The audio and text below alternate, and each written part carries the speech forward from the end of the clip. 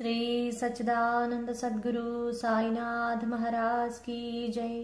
श्री सच्चिदानंद सद्गुरु अलिवेल मंगम्म सहित भरद्वाज महाराज की जय। जय साई मास्टर। సాయిబాబా మాసపత్రిక వ్యాసం పేరు శ్రీ గుంటూరు నల్లమస్తాన్ సాహెబ్జీ। రచన గురుపత్ని అలివేలు మంగమ్మ। ఒక భక్తుడు విశ్వనాథుని దర్శనానికై కాశీ వెళ్ళాడు. అతడొక రోజున కాశీ పట్టణ వీధుల గుండా వెళ్తుండగా ఒకచోట మసీదు కనిపించింది. దాని ప్రాంగణంలో కూర్చుని ఉన్న ఒక వృద్ధుడు ఇతన్ని పిలిచి, నీది గుంటూరు కదా, అక్కడ నల్లమస్తాన్ సాహెబ్ బాగున్నాడా? వాడు నా బాల్యమిత్రుడు. 200 సంవత్సరాల క్రితం నేనతన్ని చూశాను అన్నాడు. ఆ మాటలు వినిన ఆ భక్తుడు ఆశ్చర్యపోయాడు. కారణం, అతడు గుంటూరు నల్లమస్తాన్ గారి భక్తుడే. తన సంగతి, నల్లమస్తాన్ గారి సంగతి తెలిసిన ఆ వృద్ధుడు వీరిద్దరి సంబంధము, వయస్సు ఇవన్నీ ఆలోచించిన అతడికి వారిద్దరూ సామాన్యులు కారని, మహామహిమాన్వితులని తెలిసింది. వెంటనే అతడు ఆ వృద్ధుని పాదాలపై పడి నమస్కరించి మస్తాన్ గారి వివరాలు చెప్పాడు. తర్వాత అతడు గుంటూరు చేరి ఒకరోజు మస్తాన్ గారి దర్శనానికి వెళ్ళాడు. అప్పుడు ఆయన ధ్యానంలో ఉన్నారు. చాలా మంది వారి ఆశీస్సులకై వేచి ఉన్నారు. సుమారు 1 గంట తర్వాత మస్తాన్ గారు కళ్ళు తెరిచి భక్తుల సమస్యలు విని ఆశీర్వదించి పంపాక ఆ భక్తునితో, కాశీలో నన్ను అడిగిన మిత్రుడు బాగున్నాడా అన్నారు. ఈ మాటలకు మరింత ఆశ్చర్యపోతూ అతడు, అవును, ఆ సంగతి తమకు విన్నవించడానికే వచ్చాను అంటూ నమస్కరించాడు. అది దాదాపు 100 సంవత్సరాల క్రిందటి మాట. ఒక పక్క గులకరాళ్ల గంప, మరో పక్క చింపిరిగుడ్డల మూటా ఉన్న కావడి భుజాన మోస్తూ వృద్ధుడైన కాళేశా మస్తాన్ వలీ గారు గుంటూరు పట్టణంలోనూ పరిసర ప్రాంతాల్లోనూ పిచ్చివాన్లా తిరుగుతూ ఉండేవారు. ఆయన వెంట ఎప్పుడూ ఒక కోడి, కుక్క, మేక ఉండేవి. పిచ్చివాన్లా కనిపించే ఆ అవధూత మహాజ్ఞాని అని తెలిపే లీలలనెన్నింటినో నాటి ప్రజలు చూశారు. గుంటూరులో ఈ నల్లమస్తాన్ గారి పేరు వినని వారు, ఆయన దర్గా దర్శించని వారు ఎంతో అరుదు. ఇప్పటికీ గుంటూరు ప్రాంతపు ప్రజలు ఆయన ఉరుసు మహోత్సవాన్ని మహావైభవంగా జరుపుకుంటారు. ఆయన వృద్ధుడే. అయితే ఆ వృద్ధత్వం ఎన్నాళ్టితో ఎవ్వరికీ అంతుపట్టలేదు. ఆయన 1885లో సమాధి చెందారు. నాటికే శతవృద్ధులైన కొందరు తమ చిన్నతనం నుండి ఆయన అలానే ఉన్నారని, వారి తల్లిదండ్రులు కూడా వారి చిన్నతనం నుండి ఆయన అలాగే ఉన్నట్టు చెప్పేవారని, కనుక ఆయన వయస్సు 250 సంవత్సరాలకు తక్కువ ఉండదని ఖచ్చితంగా చెప్పేవారట. పైన చెప్పుకున్న సంఘటన కూడా అందుకు ఉదాహరణే. ఆయన మహమ్మదీయులు, సయ్యద్ వంశస్థులు. వీరు తిరుచురాపల్లిలో జన్మించారు. వీరు గుంటూరు ప్రాంతానికి ఎప్పుడు ఎలా వచ్చారో ఇదమిద్దంగా ఎవరికీ తెలియదు. ఆయన ఎక్కువగా తిరుగుతూ అప్పుడప్పుడు ఏ చెట్టు కిందనో ధ్యానస్థులై కూర్చుండేవారు. ఆయన నిద్రించటం కాని పడుకోవటం కాని ఎవ్వరూ చూడలేదట. ఆయన మితభాషి. తమ దర్శనానికి వచ్చిన భక్తులతో 1-2 మాటలు మాత్రం మాట్లాడేవారు. భక్తులు ఆయన దర్శనం కోసం, ఆశీర్వచనం కోసం గంటలు, ఒక్కొక్కసారి రోజుల తరబడి వేచి ఉండవలసి వచ్చేది. ఆయన నిరాడంబరుడు, కాని ఆయన లీలలు అత్యద్భుతాలు, చిత్ర విచిత్రాలు. ఒకనాడు భవానీ అనే ఆమె మస్తాన్ గారి దగ్గర ఉన్న కోడిని దొంగతనంగా తీసుకెళ్లి కోసి వండుకోవడానికని మాంసం సిద్ధంగా గిన్నెలో పెట్టుకుంది. ఇంతలో మస్తాన్ గారు తమ దగ్గర కోడి లేకపోవటం గమనించి సరాసరి భవానీ ఇంటికి వెళ్లారు. అక్కడ ఆ మాంసపు ముద్దను చూసి భో భో అని పిలిచారు. ఆశ్చర్యం! వెంటనే ఆ మాంసం కాస్త కోడిగా మారి పరిగెత్తుకుంటూ మస్తాన్ గారి దగ్గరికి వచ్చింది. ఈ అద్భుతం చూసిన భవానీ ఆయన క్షమాపణ కోరి అప్పటి నుండి మాంసాహారం మానివేసి స్వామిని ఎంతో భక్తితో సేవించేది. ఆయన ఒకసారి గుంటూరులో ప్రభుత్వ వైద్యశాలకు దగ్గరలో ఉన్న ములగ చెట్టు కింద ధ్యానస్థులై కూర్చుని ఉన్నారు. అంతలో ఉరుములు మెరుపులతో పెద్ద వర్షం ఆరంభమైంది. మస్తాన్ గారు కదల్లేదు. ఆయన చెంత నుండే మేక ఆ వానకు చలికి తట్టుకోలేక కొద్ది దూరంలో అరుస్తున్నది. ఇంతలో దగ్గరలో పెద్ద పిడుగు పడటంతో ఆ మేక, కొద్ది దూరంలో ఉన్న ఒక మనిషి చనిపోయారు. వర్షం తగ్గాక చుట్టుపక్కల జనం ఆయన చూడటానికొచ్చారు. ఆయన చుట్టూ నేలపై ఒక్క చినుకైన పడక పొడిగా ఉన్నది. వాళ్ళు ఆ చచ్చిన మేకను అవతలకు లాగిపారేద్దాం అనుకుంటూ ఉంటే మస్తాన్ గారు కళ్ళు తెరిచి దాని దగ్గరికెళ్లి దాని చుట్టూ 3 సార్లు తిరిగి ఉఠో అన్నారు. వెంటనే ఆ మేక లేచి తన ఒంటిపైనున్న వర్షపు నీరు విదిలించుకుని చుట్టూ ఉన్న జనాన్ని చూసి భయంతో మస్తాన్ గారి కాళ్ల సందున దూరింది. ఈ సంగతి విని ఆ చనిపోయిన వాని తల్లి వచ్చి ప్రార్థించగా మస్తాన్ గారు ఆ శవం దగ్గరికెళ్లి వానిని లేవదీశారు. వెంటనే అతడు నిద్రలేచినట్లు లేచి స్వామికి ప్రణమిల్లాడు. శ్రీ షిరిడీ సాయిబాబా వలనే వీరు కూడా ఖండయోగం చేసేవారు. ఒకసారి గుంటూరులోని నల్లపాడు వద్దనున్న పొలంలో వీరి కాళ్ళు, చేతులు, మొండెము ఖండించబడి తలా ఒక చోట విసిరేసినట్లు పడి ఉన్నాయి. ఆ పొలం యజమాని చూసి కంగారు పడి పరుగున పోయి గ్రామస్తులకు ఎవరో మస్తాన్ గారిని హత్య చేశారని చెప్పాడు. వారక్కడికి వెళ్లి చూసేసరికి మస్తాన్ గారు మామూలుగానే కూర్చుని ఉన్నారు. విస్తుపోయి ఉన్న పొలం యజమాని చూసి చిరునవ్వుతో మస్తాన్ గారు భయపడ్డావా అన్నారు. ఈ మహిమకు అబ్బురపడిన ఆ గ్రామస్తులు వారిని తమ గ్రామానికి రమ్మన్నారు. కానీ ఆయన అంగీకరించక గుంటూరు వెళ్లిపోయారు. కడపకు చెందిన మహమ్మదీయ వర్తకుడొకడు నల్లమస్తాన్ గారికి గుంటూరు సంగడిగుంటలో ఒక ఇల్లు కొనిచ్చాడు. మస్తాన్ గారు వారి ముఖ్య శిష్యునితో పాటు కొంతకాలం అందులో నివసించారు. ఇప్పటికీ మస్తాన్ గారి దర్గాకు కావలసిన పూజా ద్రవ్యాలు ఆ ఇంటి నుండే తీసుకొస్తారు. మస్తాన్ గారు ఒకసారి ఒక దుకాణం ముందు కూర్చున్నారు. గోచి పెట్టుకుని పిచ్చివాన్లా ఉన్న ఆ వృద్ధుని చూసేసరికి అసహ్యమేసి ఆ వర్తకుడు ఆయన్ను వెళ్లిపోమ్మని చెప్పాడు. ఆయన కదల్లేదు. ఆ వర్తకుడు కోపంతో ఆయన్ను కర్రతో కొట్టాడు. వెంటనే మస్తాన్ గారి శరీరం ముక్కలై చెల్లా చెదురుగా పడిపోయింది. జనం పోగై పట్టరాని ఆగ్రహంతో పోలీస్ రిపోర్ట్ ఇచ్చారు. పోలీసులు వచ్చి ఆ వర్తకుని జైల్లో పెట్టారు. తర్వాత ముక్కలైన మస్తాన్ గారి శరీర భాగాలను ఒకచోట చేర్చి అంత్యక్రియలు చేయటానికి తీసుకెళ్లబోతుండగా ఆ ముక్కలన్నీ అతుక్కుని మస్తాన్ గారు లేచి కూర్చున్నారు. ఈ విచిత్రమైన వార్త తెలిసి పోలీసు అధికారులు ఆ వర్తకుని విడుదల చేశారు. ఎంతటి మహాత్ములనైనా కొందరు పిచ్చివారని భ్రమిస్తూనే వచ్చారు. అలానే ఒక మహమ్మదీయ యువకుడు మస్తాన్ గారు పిచ్చివాడని వాదించసాగాడు.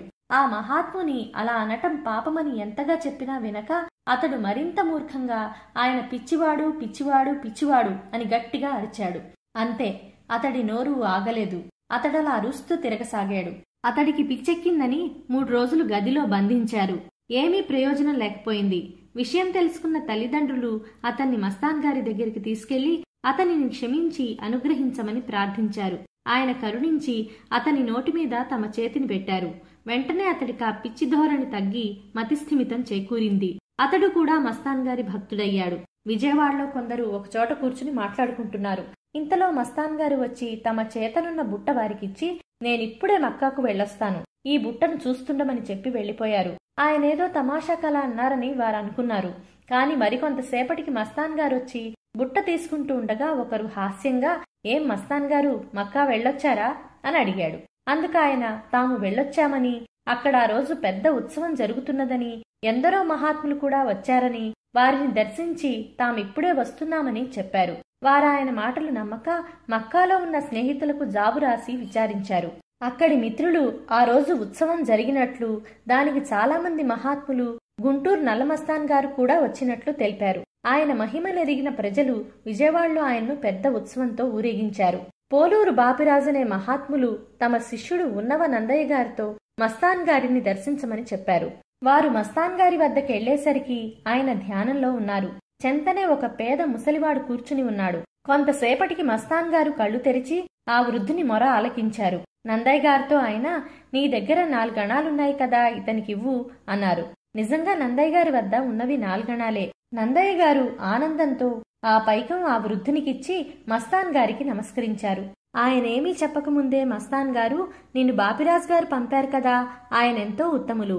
మీ హిందువుల ఇళ్లలో పితృదినాల్లో ఇతరులెవరికీ భిక్ష కూడా పెట్టరు. కాని బాపిరాజ్ గారు వారి తండ్రి శ్రాద్ధం రోజున నాకు ముందుగా అన్నం పెట్టారు అన్నారు. తమ గురువుగారి ఔన్నత్యానికి, మస్తాన్ గారి సర్వజ్ఞత్వానికి ముగ్ధుడైనారు నందయ్య గారు. నైజాం రాష్ట్రం నుంచి మారుల్ ముస్తఫా ఖాదర్ అనే మత గురువు దేశ సంచారము, శిష్య సేకరణ, ధనసేకరణ చేస్తుండేవాడు.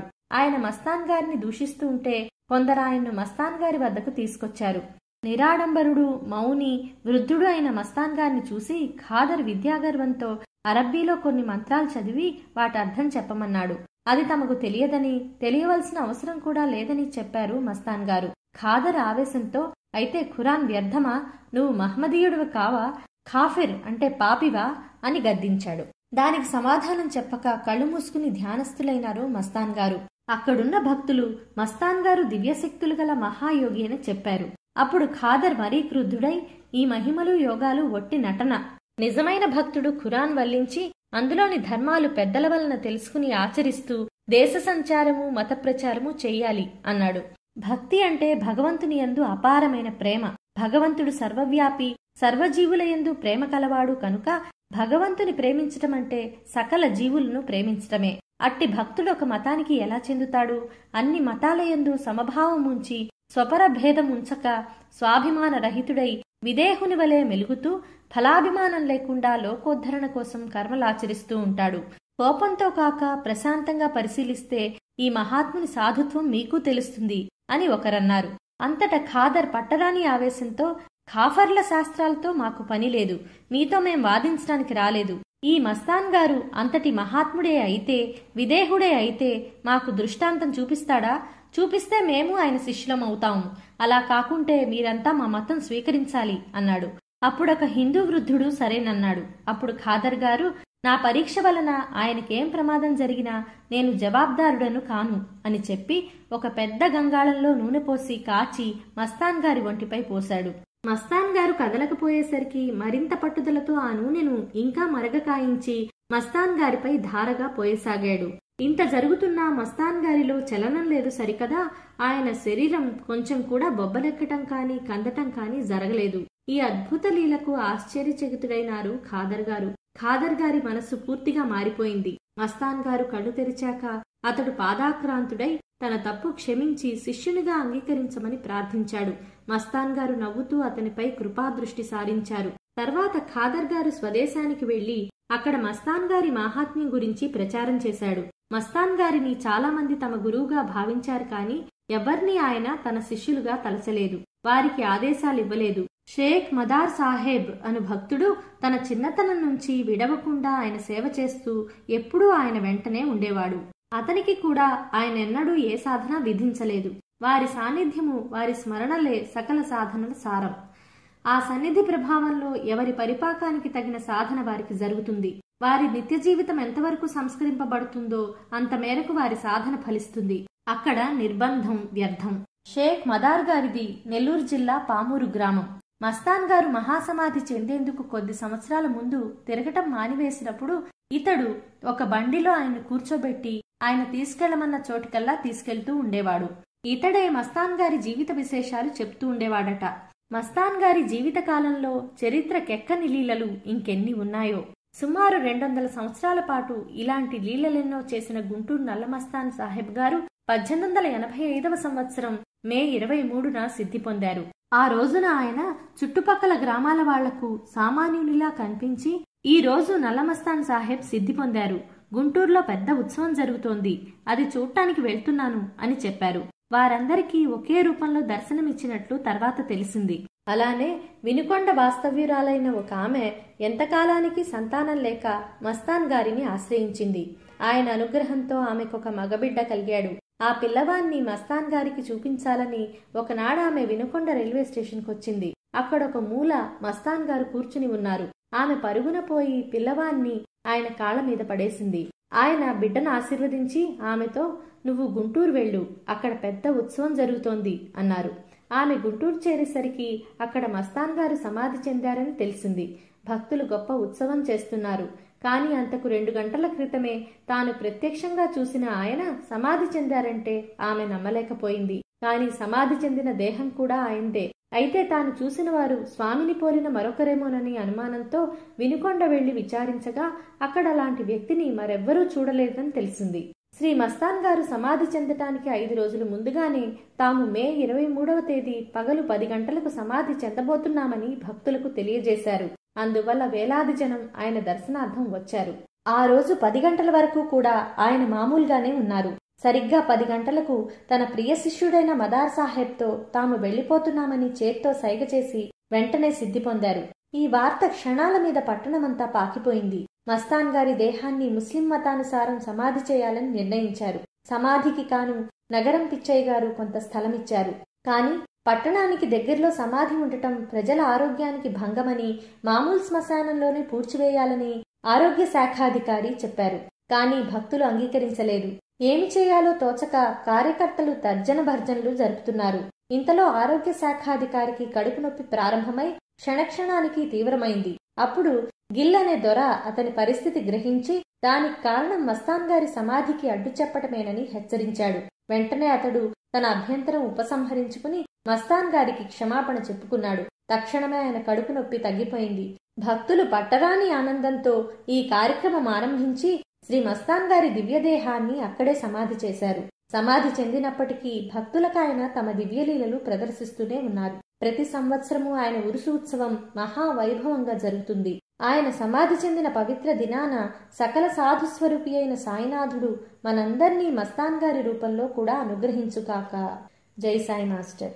శ్రీ సచ్చిదానంద సద్గురు సాయినాథ్ మహారాజ్ కీ జై. శ్రీ సచ్చిదానంద సద్గురు అలివేలు మంగమ్మ సహిత భరద్వాజ మహారాజ్ కీ జై.